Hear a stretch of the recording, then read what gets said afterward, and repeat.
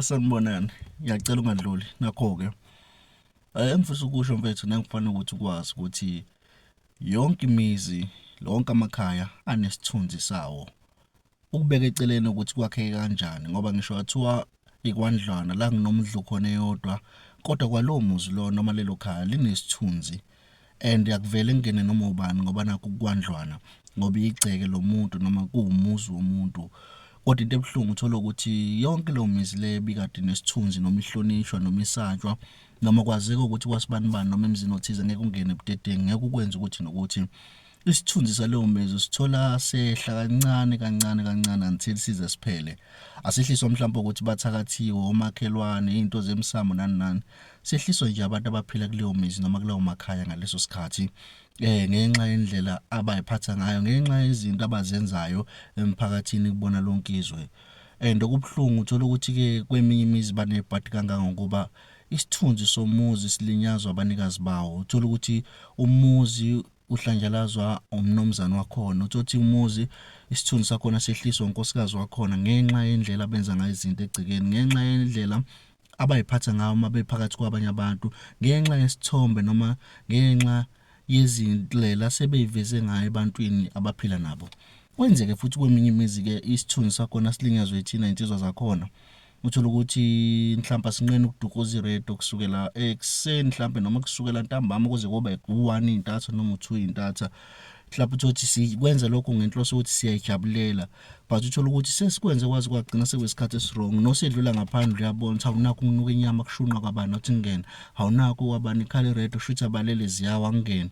Nomuntu olapha phesheya lomsindo usiyambiza agcineza kuphi egcekeni la, vele uza kahle ngoba niyabungaza nani, kodwa inkinga ngoba senikwenza nangesikhathi esingasafanele sekunokwenzeka ukuthi uma esefika lo muntu akasabuki lento ayizile kuphela, usiyabona ukuthi hawu hey kanti upotshwa la ekhaya, awula isangula la khama kunenkomo kuvalwa kanje, hawu imoto la imiswa kanje yabo, awungabuya ngizoyilanda le, hawu lezi inkomo ngabuya ngizoyivulela nalezi imbuzi lezi, hawu kanti la ekhaya kunosisi abahle kanje.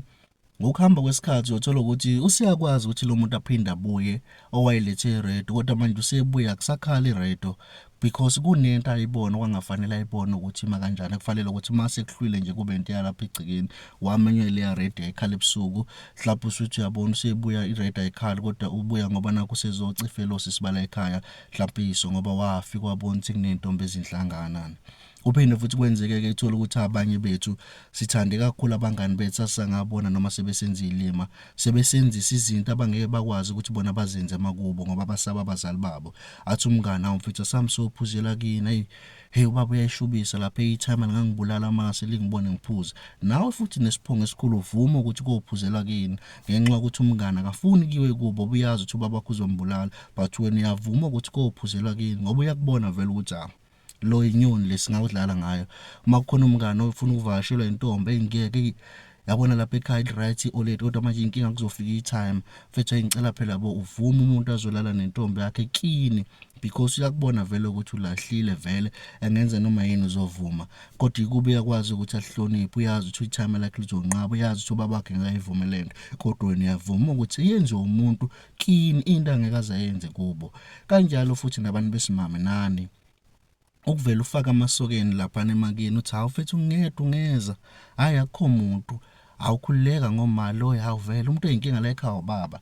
Ngelinye ilanga uyogcina umuntu wakhe efuna ukufika ngisho ekhona abazali bakho because usuwamjwayeza wena, and uthola ukuthi wena osho kahle uthi hayi umuntu uma ethi hayi obhuti bakho bazothini, uthi wena ungangitsheli ngobhuti bami, hawu lapho ngizobatshela indaba zabo, ngizobatshela okheshi babo nami ngiyazazi ezabo.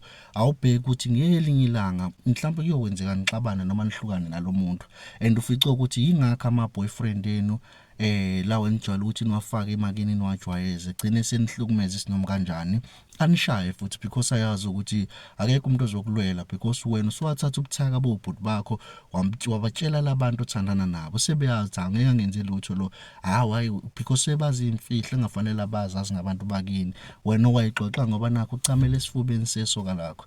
So kubalekile uma umuntu mfethu ukuthi uhloniphe kini, usho ukuthi singajwayelana ngakho konke kabi kodwa singajwayelani ngekithi, and ikhala lakho kohlezi kuyikhaya lakho ulihlonipha, ungavumi ukuthi umuntu afune ukwenza into kini angeke azayenze kubo.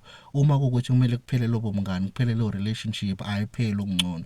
Umuntu into mayethi akakwazi ukuyenza kubo kunesizathu sokuthi uyalihlonipha kubo, usaba abazali bakhe. Akangavumi ukuthi wena awungavumi-ke wena ukuthi leyo nto leyafuna ukuthi azoyenza kini.